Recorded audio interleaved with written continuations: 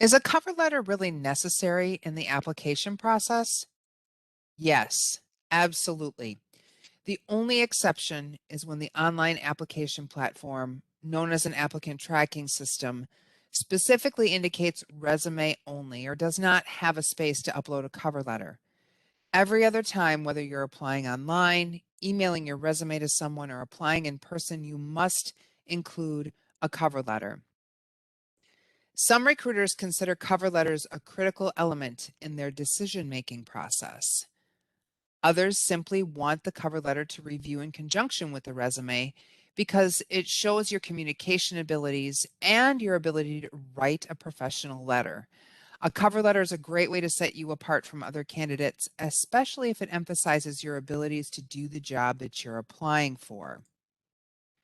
A cover letter helps you to introduce your resume and provides additional detail around your skills, abilities, and experiences.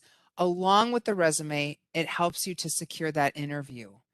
It helps you to explain your motivation behind wanting to work for a specific employer and is that initial introduction of you as a professional. Just like a resume, your cover letter should be no longer than one page. The letter should include a mix of relevant education related to medical assisting and transferable skills that support your career in the field.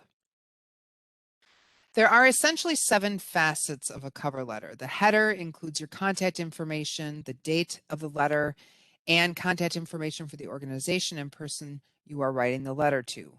The greeting addresses the individual that you're writing the letter to. Purpose or introduction, this is otherwise known as the opening paragraph. Qualification, values, and goals appear in the middle section of the cover letter. This is the body of the letter that could contain 1 or 2 paragraphs or embedded bullet points with key information that draws specific attention to the skills of a medical assistant. Follow-up and action steps of the letter appear in the closing paragraph. Coming across as a confident medical assisting candidate is very important in the closing paragraph. Your sign-off and signature conclude the letter. Now let's take a moment to review the overall formatting of a professional cover letter, and then we'll take a closer look at each part of this type of letter in more detail. The example on the left is not laid out for you to read, but rather for you to view the alignment. All the information appears on the left. It's left justified from the top with your contact information all the way down to the signature. You start with the salutation, dear Mr. or Ms., or if you don't have a name, a last name to tie that to, dear hiring manager. It's never okay to say to whom it may concern in a cover letter. Paragraph 1, what are you interested in? Use some attention grabbing information here. This might be a great place to include your objective. Remember, objective statements are no longer used in resume writing. So what is your objective to applying to this position? Paragraph 1 could include that, or you could move into paragraph 2 by including your objective, and maybe 3. So the body of your cover letter may contain 1 or 2 paragraphs, and it talks about your experience, your work history, your education background. Bullet points can be very, very impactful here to use to draw attention to certain information and take time to complement the organization. Your closing paragraph. Previously mentioned, this is where the confidence comes into play, specifically by assuming you're going to have that interview and making that ask for the interview. Your complimentary close should be sincerely or best regards. You don't ever want to sound awkward by using yours truly or anything like that. Nothing too personal. Keep it very professional. Always recommended sincerely or best regards would be the best. And then you can type your name in at the bottom. All right. Now that you have a better understanding of the overall layout of a cover letter, we can review an example in more detail, starting with the header. This is where your contact information will be included, the date you are submitting your cover letter along with your resume, and the contact information for the organization and individual you are sending the letter to. Always address the letter to an individual, not just a company or a department. So you're not going to say, Dear Human Resources. You can say, Dear Human Resources Manager, or Dear Hiring Manager.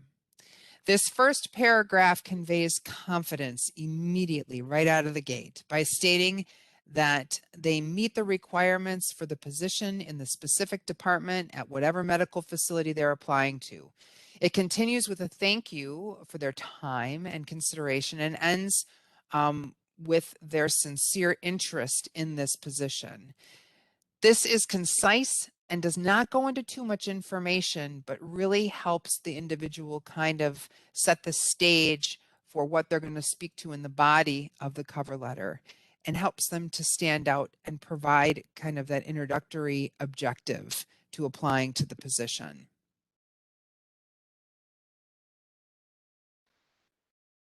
After more than 8 years in the medical field, I am seeking a position where my abilities can be enhanced and utilized fully. There's that little bit of objective statement, right?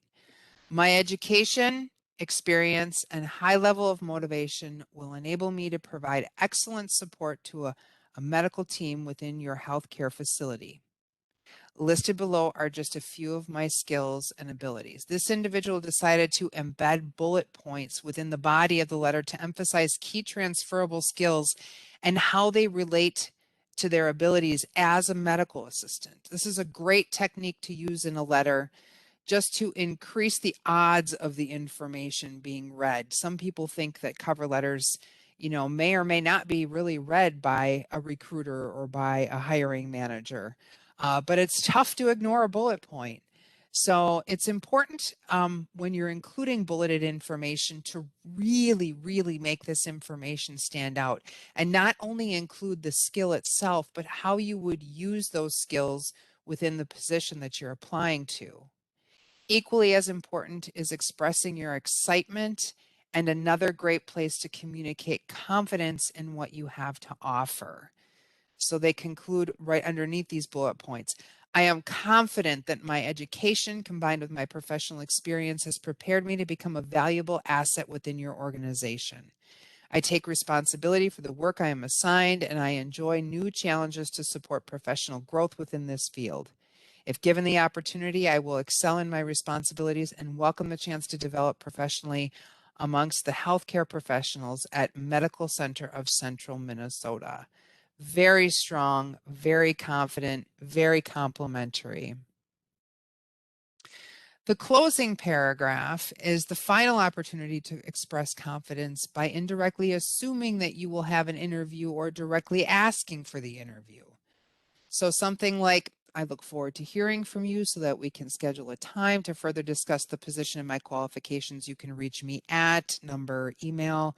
You want to be able to provide both a phone number, a working phone number with a voicemail set up to it, and an email address to give the hiring manager the option to contact you either way. Or you could simply write something like, I look forward to interviewing with you to discuss more about the position and organization, as well as my qualifications. Again, that confidence is so important. If you don't end up thanking them for their time and consideration in the opening paragraph, then you could close out your final paragraph with a statement like that, and then include the sign off and the signature. Here are some reminders to pay close attention to. As we mentioned previously, always address your letter to an individual and really start strong with a good opening paragraph that will grab the attention of the person reading it. Avoid using acronyms and use simple language. Proper grammar, very important. Much like a resume, proofread your cover letter. Remember that your job search documents reflect your abilities as a writer, so no spelling errors, and make sure that the formatting is professional and consistent. Contact information in the closing paragraph is important, in addition to those key skills, abilities, and qualifications that can help you stand out. Pay close attention to those key qualifications from the job description when composing your cover letter. Do not send a resume without a cover letter. We've mentioned this already. Mass-produced cover letters are easily identified as well. So it's going to be really important to write a new cover letter for each position that you're applying to. Spend some time researching the company that you're applying to so that you can reference information about that organization within your letter. Do not mention previous employment specifically in the letter unless you were referred by someone, and then that information can be included in the opening paragraph. If you have a name or contact that perhaps somebody in human resources might know, or somebody at the organization might know that actually referred you to the position, then you can include their name. Your cover letter is a one-page document that can pique the interest of an HR manager and get them excited about reading your resume. It's designed to briefly summarize your work history and education and how you stand out as a professional in the field. Please make sure that you reach out to your career services advisor for any questions that you might have and any additional support in regard to writing a cover letter.